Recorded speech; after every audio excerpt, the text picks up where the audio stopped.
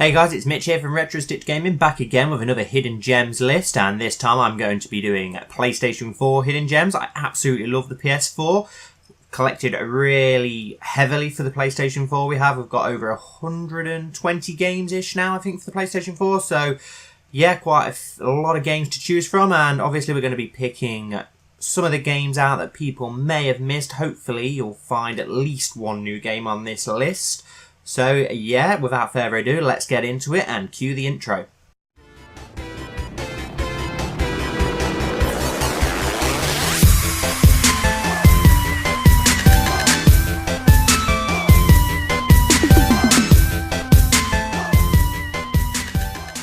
First up guys, I've got This War of Mine. This is a really fun and addictive game. I absolutely love it. Instead of your normal war games where you're like on the front lines, instead in this game you play as a bunch of civilians trying to survive in a war-torn city.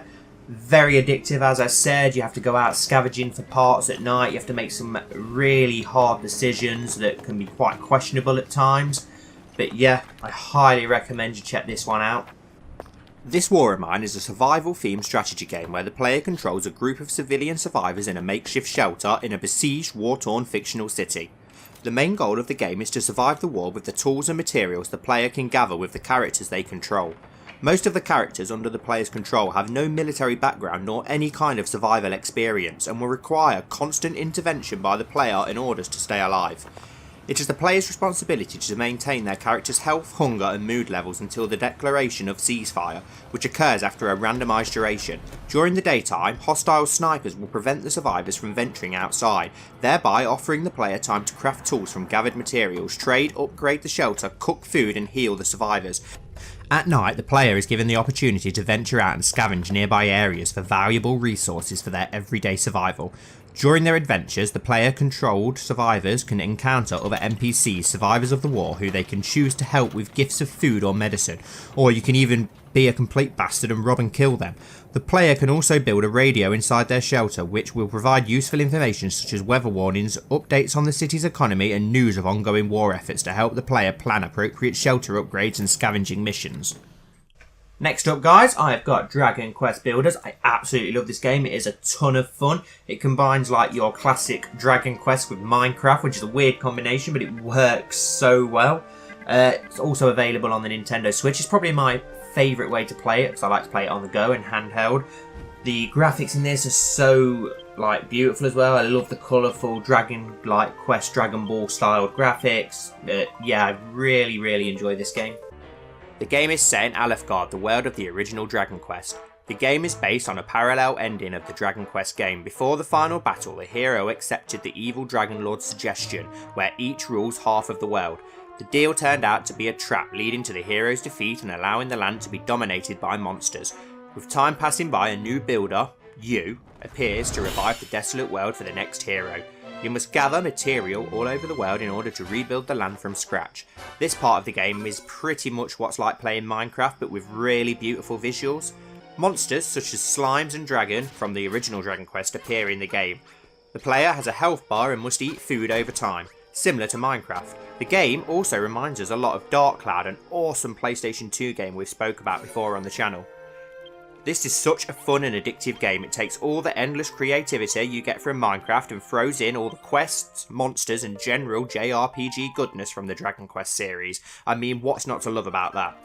You really should check it out if you haven't. The only thing we feel missing though is not having a co-op option, but apparently this will be fixed in the sequel.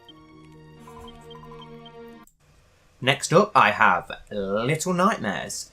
This is such an amazing and unique experience. I really enjoyed this game. It mixes a lot of genres. You've got action adventure, horror, some puzzles and classic platforming. If you enjoy games like Inside and Limbo, not Lambo. But yeah, if you enjoy Inside and Limbo and games like that, those really fun indie games, then you'll definitely enjoy this. It's a very similar style of game and it has an awesome soundtrack and the visuals are really nice as well. You play as Six, a young girl trapped in the lower depths of the Maw, which is a mysterious vessel catering to the whims of sick and powerful creatures. You must try and escape the Maw while avoiding several creepy antagonists such as the long-armed janitor and the grotesque twin chefs, while solving many puzzles along the way. The game manages to keep such a creepy atmosphere throughout and build so much suspense. The game is pretty short though. For us, this isn't too much of a problem as our backlog is horrendous, so it's nice to play a short game every now and again, but we can see why it might put people off. There is, however, 3 different DLCs now available giving you much more content, and in our opinion, the game is totally worth it just for the amazing experience alone. Next up we have White Day. Now obviously this wouldn't be one of my lists if at least one survival horror game did not make it on there. You know how much I love my survival horror. This is actually a remake of the 2001 game White Day. If you enjoy your like run and hide stealth style survival horror games, you know, then you'll really like this one. There's plenty of puzzles as well to sink your teeth into, which you'd expect from something in this genre. Set in South Korea in 2001, players control Lee Hyo-min, a new transfer student at a local high school who sneaks into the institution after hours to prepare a White Day surprise for his crush, Han So-young. Upon entry, Hyo-min becomes trapped and begins to encounter the supernatural. With the assistance of other students, Hyo-min traverses the building hiding from foes and using item micromanagement to solve puzzles to progress through the school in an attempt to leave the building before dawn. As you can see, the game is played in first person, which can really help add to the atmosphere and on-edge feeling you get from this game. Also, in classic survival horror fashion, you have a limited item space and must choose carefully what to carry. As is normally the case for these run and hide horrors, you have no way to defend yourself, so must be careful. Oh, and look out for the janitor. That guy's a bit of a dick. Next up, we have The Last Guardian. This game does not get the credit it deserves in my opinion. It is visually stunning. It is such an attractive looking game. It's made by the same people who brought us Ico and the Shadow of the Colossus, and just like those games, everything is so big and epic and amazing looking.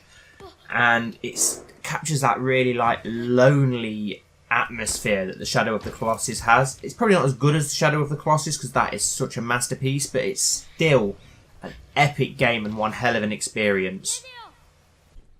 Like its predecessors, the game is a third-person action-adventure game with puzzle-solving elements. You control a young, unnamed boy who must work together with Trico, a huge half-bird, half-mammal creature, to solve puzzles and explore areas. You can climb up structures, move objects and operate levers and switches, as well as climb up and give orders to Trico, although this can sometimes be tricky and a little irritating to be honest. The boy can't defend himself, but luckily Trico will look after you, but in return you must look after him by feeding him, petting him to calm him and removing items such as spears from him after fights. The blossoming relationship between the boy and the creature is really beautiful to behold, and the game really stands out as a unique and special experience, which is definitely worth checking out if you get the chance. Last but certainly not least, I have Nioh. If you're a fan of the Dark Souls and Bloodborne games, then this game's for you. It's probably not as punishingly difficult as those games in my opinion, but that doesn't mean that it's easy. It's still very challenging, but it might be a little bit more accessible for people than Dark Souls was, as I know for a lot of people that game is like way too hard. It was for me to start with. It took me a while to get into it, but yeah, this one's a little bit more accessible. Nioh is set in the year 1600 in Japan amidst a civil war. You play as William, an Anglo-Irish sailor who is in search of an ancient threat. The fighting mechanics are based around hack and slash combat, with you being able to attack, defend and dodge. The game is very much a Dark Souls clone, but also reminds us slightly of the Ninja Gaiden games. That could just be the Japanese themes though. The combat isn't quite as smooth as I'd like though. You find various collectibles throughout the game such as weapons, armour, gold and amrita, which acts as the game's experience points, which can be used at shrines. Just like with Dark Souls and Bloodborne, you'll be rewarded the more you learn the game and study your enemies, teaching yourself how best to deal with each type of enemy. If you like your challenging combat heavy RPGs, then we're pretty sure you'll appreciate this game, and it even has some DLC for you to enjoy. So there you have it guys, there are several of my PlayStation 4 hidden gems. I have a lot more lesser known PlayStation 4 games that I could talk about, so I could always make a part 2 if you guys enjoyed this. I really hope you found at least one new game to play on this list, so I've not wasted your time completely. But even if you didn't find something new, I hope you enjoyed this video. Yeah, thank you all so much for watching. I'm hoping to get another Xbox 360 and PlayStation 2 hidden gem list up soon that I've been working on. Also working on various other systems and lesser known games for those ones. So hopefully There'll be loads more games for you guys to find out about in the future. Don't forget to give this video a big thumbs up. It'd really help me out. And if you're new here, why not subscribe? I'd really appreciate it. Thank you all so much for watching. As always, you're the best, and I'll see you in my next video.